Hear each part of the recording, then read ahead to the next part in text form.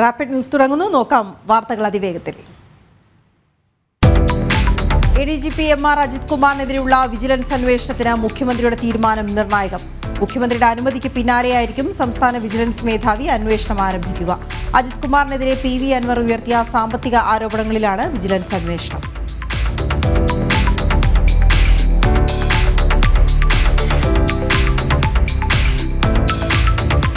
Elathur train ഭീകരാക്രമണ കേസിൽ വിചാരണ വീണ്ടും നീളുന്നു. ഈ മാസം ആദ്യം ആരംഭിക്കാനിരുന്ന വിചാരണ നടപടികളാണ് അനന്തമായി നീളുന്നത്. NIA കുറ്റപത്രം സമർപ്പിച്ച നിരവധി കേസുകളുടെ വിചാരണ പ്രാരംഭഘട്ടത്തിലായതിനാലാണ് പിന്നീട് രജിസ്റ്റർ ചെയ്ത കേസുകളുടെ വിചാരണ ആരംഭിക്കുന്നതിന് തടസ്സം.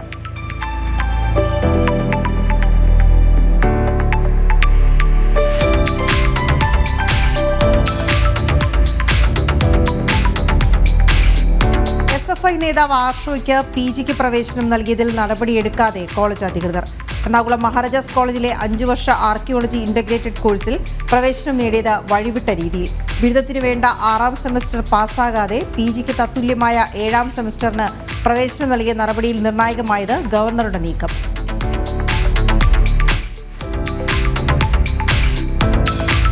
കോഴിക്കോട് മെഡിക്കൽ കോളേജിലെ എക്സ്റേ യൂണിറ്റ് കേടായി 2 ആഴ്ചയായിട്ടും അധികൃതർ നടപടിയെടുക്കാത്തതിൽ പ്രതിഷേധം ശക്തമാണ്. എക്സ്റേ യൂണിറ്റ് കേടായതോടെ അത്യാഹിത വിഭാഗത്തിൽ ചികിത്സയ്ക്കെത്തുന്ന രോഗികളടക്കം ദുരിതത്തിലായി.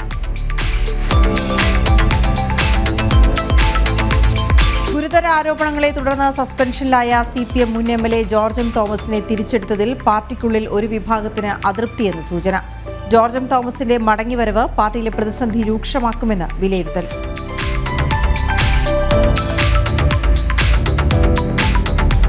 CPM സമ്മേളനങ്ങളിൽ സ്വാധീനം ചെലുത്തി STPIയും നിരോധിത സംഘടനയായ പോപ്പുലർ ഫ്രണ്ടിന്റെ പ്രവർത്തകരും.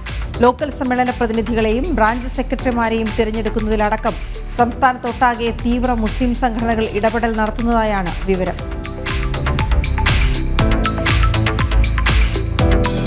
മലപ്പുറം പോലീസിൽ നടത്തിയ അഴിച്ചുപണിക്ക് പിന്നിൽ തീവ്ര ഇസ്ലാമിക ആശയക്കാർക്ക് വേണ്ടിയുള്ള ഒത്തുകളിയെന്ന് സംശയം.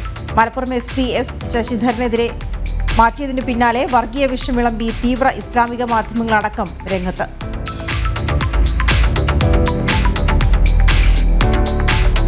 തിരുവനന്തപുരം മാർനല്ലൂരിലെ കള്ളനോട്ട് കേസിൽ CPM നേതാവിന്റെ വീട്ടിൽ പരിശോധന നടത്തി പോലീസ്. കത്തിച്ചു കളഞ്ഞ കള്ളനോട്ടിന്റെ ചാരം വിദഗ്ധ പരിശോധനയ്ക്കായി ശേഖരിച്ചു. തങ്കരാജ് കള്ളനോട്ട് മാറാൻ ശ്രമിച്ച പെട്രോൾ പമ്പിലും പരിശോധന നടത്തി.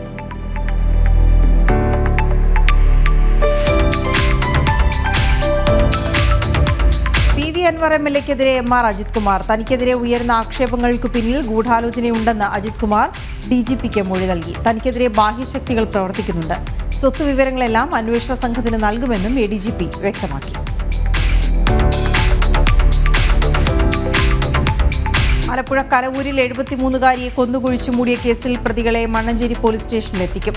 ആദ്യ ചോദ്യം ചെയ്യലിൽ കൊലപാതകം നടത്തിയെന്ന് പ്രതികൾ സമ്മതിച്ചിരുന്നു. മാത്യൂസിനെയും ഷർമിളയെയും പിടികൂടിയത് ഉടുപ്പിയിൽ നിന്ന് 8 കിലോമീറ്റർ മാറി മണിപ്പാലിൽ നിന്ന്. ഹിന്ദുവിരുദ്ധ നിലപാട് ആവർത്തിച്ച് ബംഗ്ലാദേശ്. ദുർഗാപൂജ നിർത്തിവെക്കാൻ ഹിന്ദു സമൂഹത്തോട് ഇടക്കാല സർക്കാർ. നിസ്കാര സമയങ്ങളിൽ പൂജ പാടില്ലെന്നും നിർദ്ദേശം.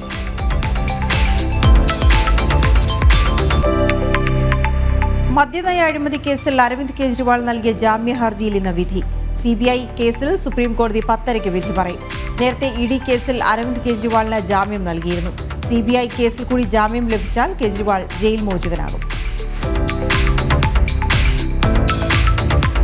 വിവാഹേതര ബന്ധം ആരോപിക്കപ്പെട്ട് പുറത്താക്കിയ ജുഡീഷ്യൽ ഓഫീസറെ ജോലിയിൽ തിരിച്ചെടുക്കാത്ത പഞ്ചാബ് ഹരിയാന ഹൈക്കോടതിയുടെയും പഞ്ചാബ് സർക്കാരിനെയും വിമർശിച്ച് സുപ്രീം കോടതി.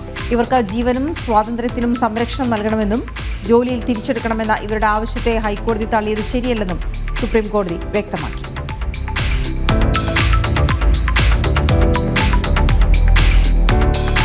മമതാ ബാനർജിയുമായി വേദി പങ്കിടില്ലെന്ന് പശ്ചിമബംഗാൾ ഗവർണർ. സംസ്ഥാനത്ത് നിലനിൽക്കുന്ന അരക്ഷിതാവസ്ഥയിൽ ദുരിതമനുഭവിക്കുന്നവരോടൊപ്പമെന്നും ഗവർണർ CV ആനന്ദബോസ്. സംസ്ഥാനത്ത് സർവത്ര അതിക്രമങ്ങൾ അരങ്ങേറുന്നു.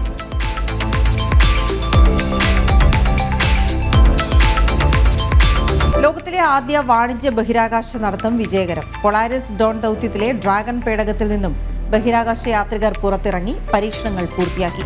ഡ്രാഗൺ പേടകത്തിൽ നിന്ന് 12 അടി നീളമുള്ള ട്യൂബിലൂടെയാണ് നടത്തത്തിനിടയിൽ ജീവവായു ലഭ്യമാക്കിയത്. ജേഡ് ഐസക്മാനും സാറ ഗില്ലിസും ആദ്യ വാണിജ്യ ബഹിരാകാശ നടത്തത്തിന്റെ ഭാഗമായി.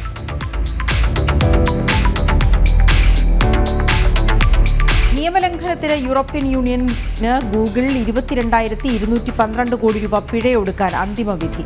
കീഴ്ക്കോടതി വിധിക്കെതിരായ ഗൂഗിളിന്റെ അപ്പീൽ തള്ളിക്കൊണ്ടാണ് യൂറോപ്യൻ യൂണിയന്റെ പരമോന്നത കോടതി വിധി പുറപ്പെടുവിച്ചത്. നിരാശാജനകമായ വിധിയെന്നാണ് ഇതിനോട് ഗൂഗിളിന്റെ പ്രതികരണം.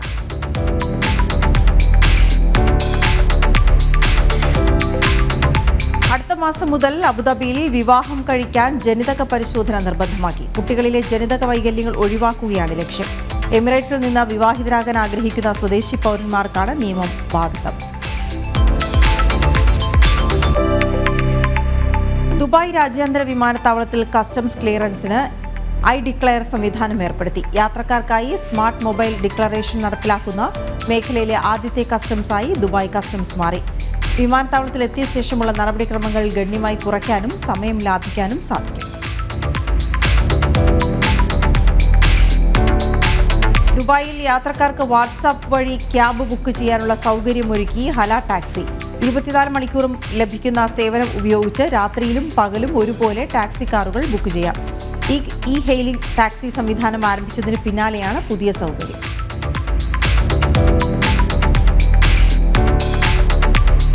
നടക്കുന്ന വനിതാ 2020 വേൾഡ് കപ്പ് ക്രിക്കറ്റ് മത്സരങ്ങൾ 18 വയസ്സിൽ താഴെയുള്ളവർക്ക് സൗജന്യമായി കാണാം.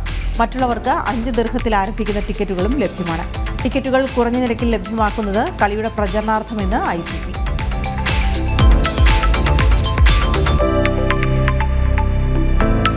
കമല ഹാരിസുമായി ഇനിയൊരു സംവാദത്തിനില്ല എന്ന് ഡൊണാൾഡ് ട്രംപ്. തുടർന്നും സംവാദങ്ങൾ അനിവാര്യമെന്ന് കമല വ്യക്തമാക്കിയതിന് പിന്നാലെയാണ് ട്രംപ് നിലപാട് അറിയിച്ചത്. സംവാദം കമലയ്ക്ക് അനുകൂലമാക്കാൻ ABC മാധ്യമപ്രവർത്തകർ ശ്രമിച്ചുവെന്നും ട്രംപ് ക്യാമ്പ് ആരോപിക്കുന്നു.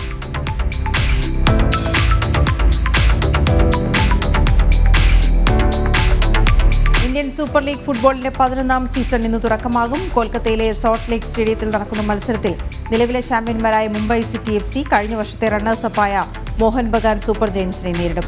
വൈകിട്ട് 7:30-ക്കാണ് ഉദ്ഘാടന മത്സരം.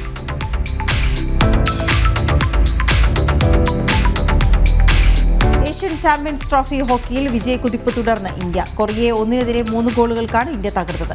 ഗ്രൂപ്പ് ഘട്ടത്തിൽ ഇനിയും മത്സരങ്ങൾ ബാക്കി നിൽക്കെ ഇന്ത്യ സെമി ഫൈനലിൽ ഉറപ്പിച്ചു. ക്യാപ്റ്റൻ ഹർമൻപ്രീത് സിംഗ് ഇരട്ട ഗോളുകളുമായി തിളങ്ങി.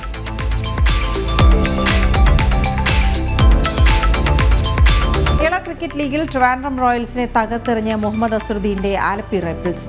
ബൌളർമാർ അഴിഞ്ഞാടിയ പോരാട്ടത്തിൽ 52 റൺസിന്റെ ഗംഭീര ജയമാണ് ആലപ്പി ടീം സ്വന്തമാക്കിയത്. 4 വിക്കറ്റുകൾ പിഴുത അക്ഷയ് ചന്ദ്രനാണ് ആലപ്പി റെബിൾസിന്റെ ഹീറോ.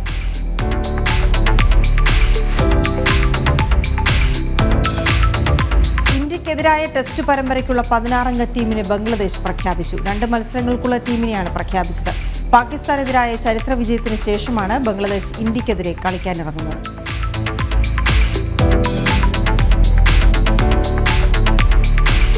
ദക്ഷിണാഫ്രിക്കയ്ക്കെതിരായ ഏകദിനത്തിലുള്ള അഫ്ഗാനിസ്ഥാൻ ടീം പ്രഖ്യാപിച്ചു. 3 മത്സര ഏകദിന പരമ്പരയ്ക്കുള്ള 17-അംഗ ടീമിനെയാണ് പ്രഖ്യാപിച്ചത്. റഷീദ് ഖാൻ ടീമിൽ തിരിച്ചെത്തി.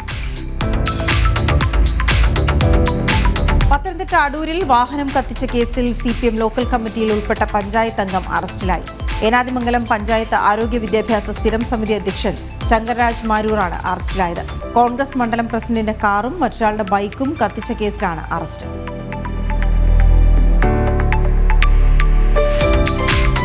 പ്രധാനമന്ത്രി ആവാസ് യോജന ഗ്രാമീണ ഭവന പദ്ധതിയിൽ കേരളത്തിൽ 36,067 വീടുകൾ കൂടി അനുവദിച്ചു. ഗുണഭോക്താക്കളുടെ പട്ടികയിൽപ്പെട്ടവർക്കും വീണ്ടും സർവേയിൽ കണ്ടെത്തുന്നവർക്കും വീട് ലഭിക്കും.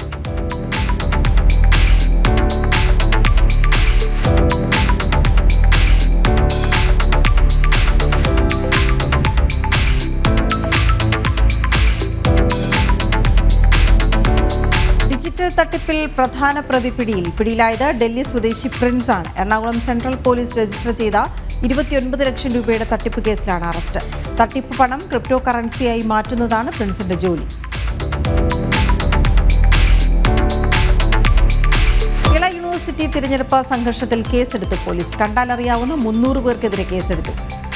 SFI KSU പ്രവർത്തകർക്കെതിരെയാണ് കേസ്. സർവകലാശാല രജിസ്ട്രാറുടെ പരാതിയിലാണ് കേസെടുത്തത്. റാപ്പിഡ് ന്യൂസിന് 8:30 കാണാം. ഇടവേളയ്ക്ക് ശേഷം തിരിച്ചെത്താം.